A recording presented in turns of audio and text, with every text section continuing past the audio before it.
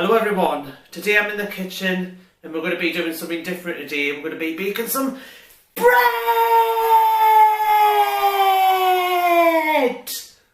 That was completely unnecessary. Since lockdown began, I've made about 8 loaves of bread. I absolutely love baking. I love baking bread, cakes, pastries, everything. I've just never YouTubed it before, so this is going to be different. Now anyway, I think I've done enough rambling. Let's start baking.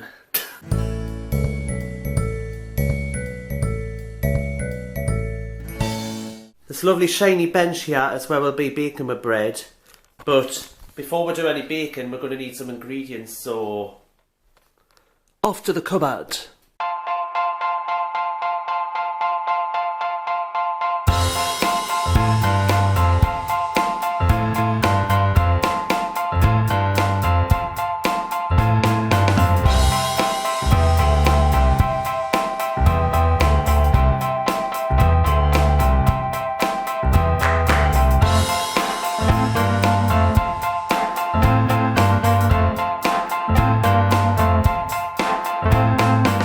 Now I've got all my ingredients. I've got some bread flour, some caster sugar, some salt and this little duck thing.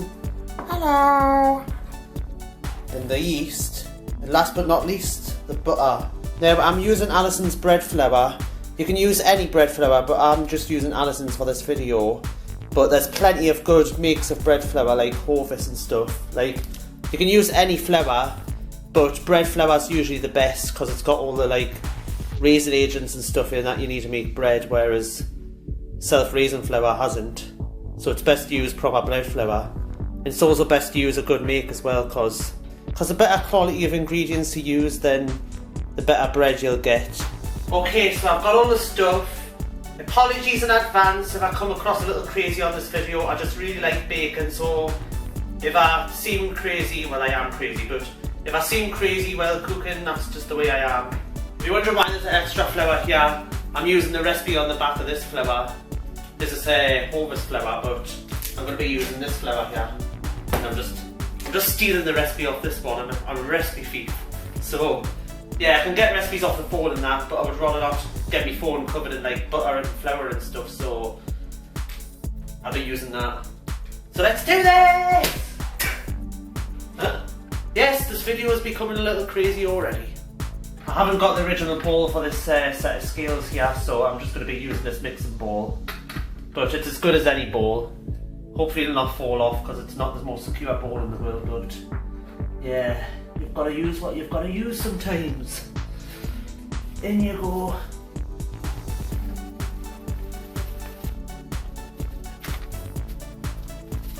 Look at that awesome flour right there. Put that in there. Now I'm going to be adding half a teaspoon of salt. I'm just going to be using a regular teaspoon because I haven't got like them industry standard measurements things, whatever. So I'm just going to be guessing. That's about half a teaspoon, yeah. Doesn't have to be exact. As long as it's as close to the original recipe as you can get it, that's what counts. Half a teaspoon of caster sugar. Hold on.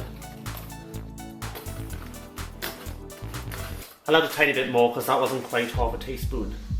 That helps the yeast rise apparently. That's like food for the yeast, so all them little yeast particles will be getting a good munch tonight. Give that a good stir, just to get the salt and sugar into the flour. That'll do, because there's still plenty more mixing to go. Now I'm going to be adding the butter. On the Alison's recipes it says to use 1 tablespoon of butter, but I've always found the bread a tiny bit dry using just 1 tablespoon, so I'm going to be adding 2. So here's a tablespoon. I'll just take some off with this knife. Doesn't have to be exact. That fills a tablespoon. It's about there. So in that goes. Then we'll get the 2nd tablespoon. Flatten it a bit. Scrape off the excess. Then that goes. Come on.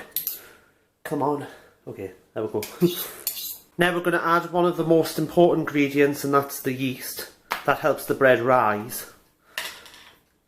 If you don't know. 1 tablespoon of yeast. And then another half a tablespoon of yeast. Grubs up! Now we're going to be mixing in the butter. This is the messy part here, so just get your hands right in there. Try not to get all the butter all over you like I'm doing. I'm just full of energy right now. I'm going to fold in the butter, or rub in the butter, whatever you want to call it. Churn in the butter, swish in the butter, dig in the butter, whatever you want to call it.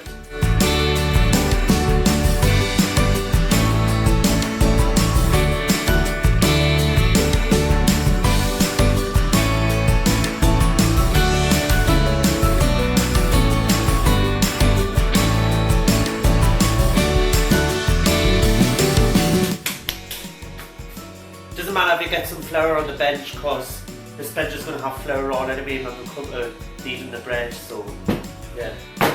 Now you're going to be adding the water.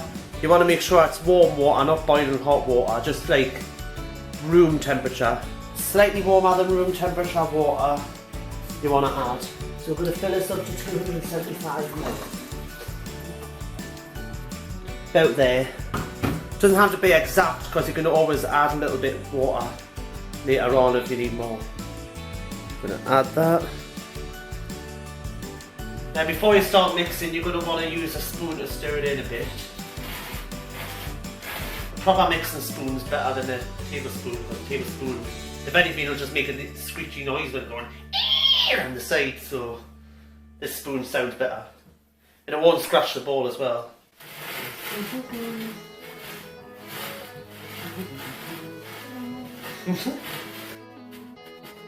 Oh, it smells gorgeous. One of the best smells in the world is homemade bread, especially when it's cooking in the oven. That's like the best smell ever. Honestly, if Yankee Candles make a scented candle of home cooked bread, then I'll be the happiest person alive. So Yankee Candle, if you're watching this video, please make a bread scented candle. Bit of extra water, just in case I need it. That'll probably do. I'll do the rest by hand. It says in the ingredients to use an electric whisk, but I haven't got an electric whisk, so I'm just going to do it by hand. And it's better doing it by hand anyway, because it's more traditional. Who needs a whisk? I've got nature's whisks here. The hand thing. Scrape that off. That's why I like a silicone spoon, because stuff comes off it easily. Kneading time. I'm going to get that all together. You want to make sure you try and pick up all the little bits of debris as well when kneading it, so scoop some up like that and put it on top and try and get it inside. Probably going to need a tiny bit more water, usually that's the case. It's better to have slightly wetter bread than slightly drier bread, because wetter bread will dry up, whereas dry bread will just dry up and turn into really dry bread. That's better. Stick it together nicely now. It is pretty messy, you get loads on your hands, but don't worry, because you can just scrape that off. Oop. Come back. Ooh, look at that. Looks like a piece of a meteorite. It fell from outer space. Tastiest meteorite ever. Okay, that's more or less done now, so we're going to get it on the bench. But first, you want to go to flour. Now you don't want to use your nice flour to flour the benches, you want to use cheap flour, because there's no point wasting your bread flour just to flour the surfaces of the bench, so I'm just going to be using cheap self-raising flour. Put a bit on there like that, and spread it around. Doesn't have to be perfect. Probably use a bit too much there, but oh well. You want to get your... Oh! And all the little excess bits in there, you can scrape them together and just push them into there like that. Okay. Hello everybody. Time for some kneading.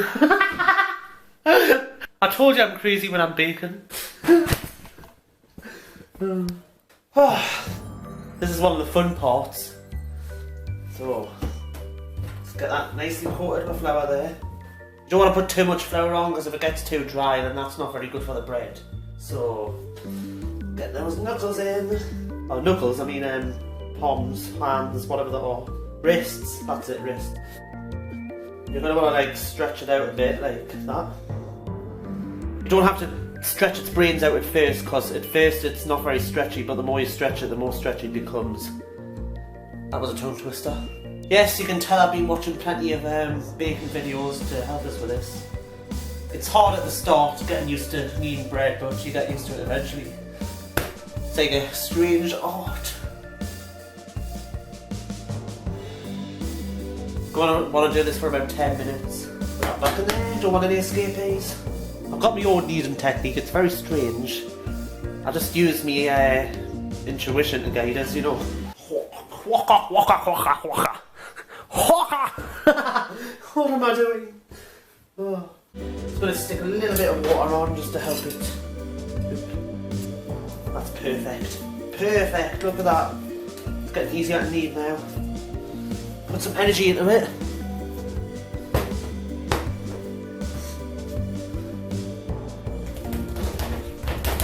Now I've got my bread tin here. It says to grease it, but I'm just going to spray it with Friday because it's easier. So, just spray that. That's enough. Now I'm going to shape it into a sort of shape that'll fit in there. Put it in there.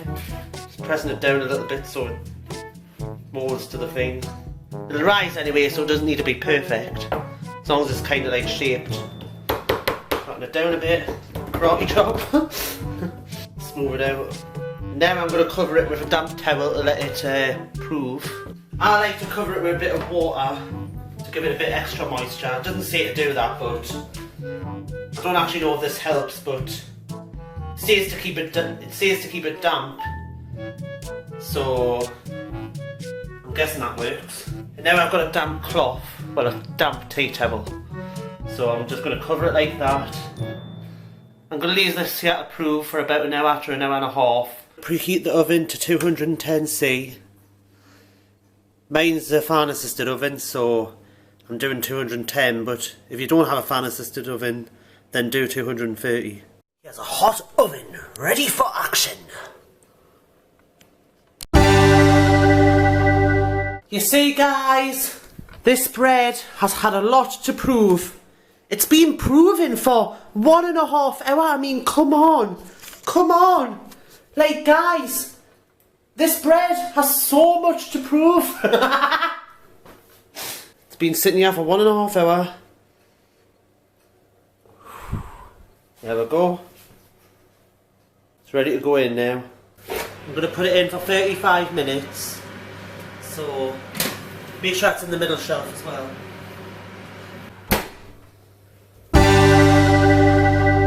So let's have a look. Whew. Hot. Smells nice though.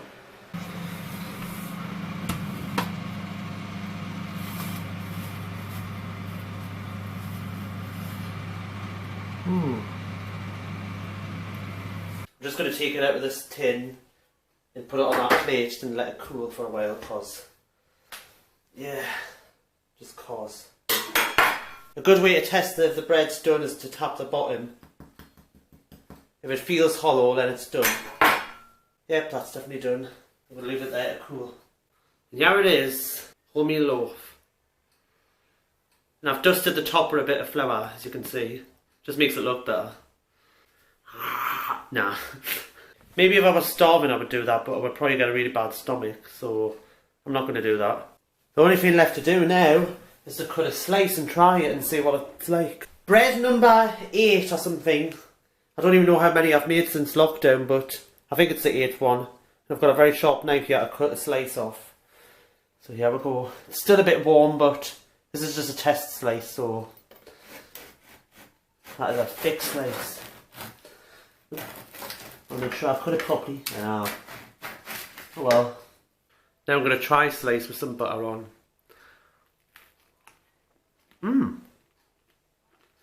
That's some good bread. If you're wondering where I'm storing it in the fridge in an airtight bag.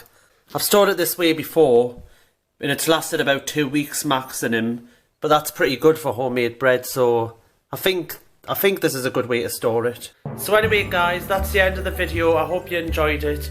It's nice to do something different for a change and do some baking. And maybe next time I'll do something sweet like a cake or something. Cause cakes are my favourite thing to bake. Anyway guys, thanks for watching and keep on making bread! See you later.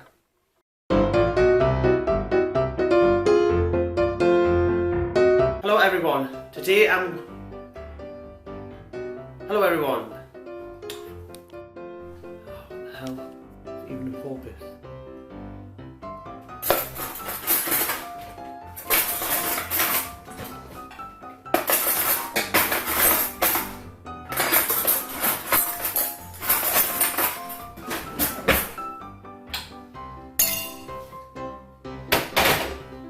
Now you know what I'm gonna...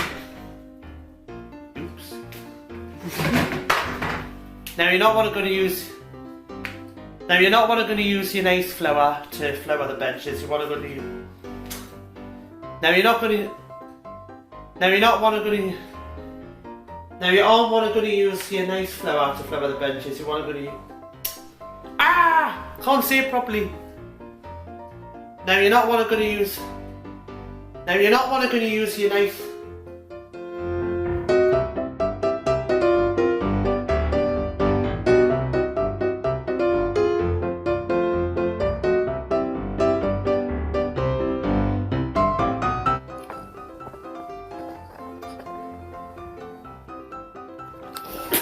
Don't know why I did that for, I just felt like it.